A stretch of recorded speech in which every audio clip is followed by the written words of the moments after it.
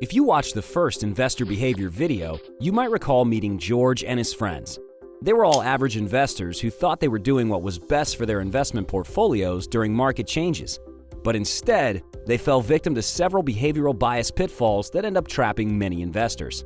Now, let's look at how that same situation may have played out if George had taken the time to connect with his financial advisor instead of letting his emotions get the better of him.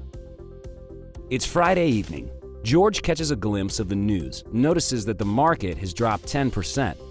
While he's concerned knowing that a large portion of his portfolio is allocated to equities, he decides that it would be best to consult with his advisor. Dear Amy, it's George. I'd like to catch up with you regarding the recent market decline. George, like many investors, especially given his past experience, could have fallen prey to the projection bias, thinking since the market dropped 10% today, that it will surely continue to fall tomorrow. In addition, the action bias was the root of George's initial reaction, which was to do something and sell and/or reallocate, rather than do nothing. However, this time around, George didn't act on his fear, and instead he thought it would be a good idea to contact his advisor to let her help guide him through his recent downturn. The same way your doctor always encourages you not to Google your symptoms, rather to simply give them a call, your financial advisor is an educated, experienced, and licensed professional.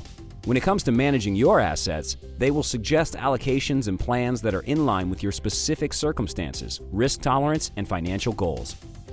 On Saturday morning, George receives a detailed message back from his financial advisor. George, I'm so glad you contacted me. I'm aware of yesterday's decline and was worried that folks may be nervous. I spent some time with my team before I left the office last night, and we still are confident in our approach based on a range of factors. I'll be keeping a close eye on things over the weekend. If you can, please stop by my office on Monday morning so we can discuss. Your financial advisor, Amy. By Saturday afternoon, George is gathering with his friends at a barbecue. He and a small group are discussing Friday's market decline, when another gentleman explains that he couldn't stand another market correction and he got out. Instead of what happened in our first video, when George explained to friends that he got out too, George says, "Yeah, I was uneasy with the news, but I emailed my financial advisor. She told me she was keeping an eye on things and that it would be best to catch up on Monday morning once she had a chance to digest what was going on." This barbecue interaction sets off a different chain of events than was witnessed in the first investor behavior video. This time, George's consultation with his advisor, along with his confident attitude towards potentially negative news, has rubbed off on the others in a positive manner. Instead of his friends driving home fearful that if they don't follow the herd, they'll be left behind, their impression is that they too ought to seek out professional help to guide them with their finances. I wonder if George's advisor Amy can take any more clients. First thing on Monday morning, George followed up with his advisor to discuss their plan. She informed him that she believed Friday's decline was likely an isolated incident. And even if the market reacted poorly again in the future, she and her team are continuously monitoring the market and George's asset allocation to make sure they have a plan in place that is specific to his goals.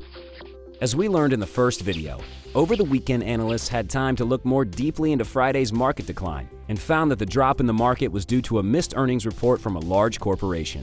Analysts believed that the company's fundamentals and outlook were still positive, and that Friday's sell-off was an overreaction.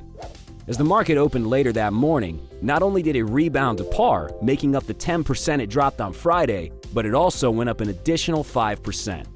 George was relieved as he watched the news that afternoon, proud that he's found a professional he trusts and who can help take the guesswork and emotion out of investing.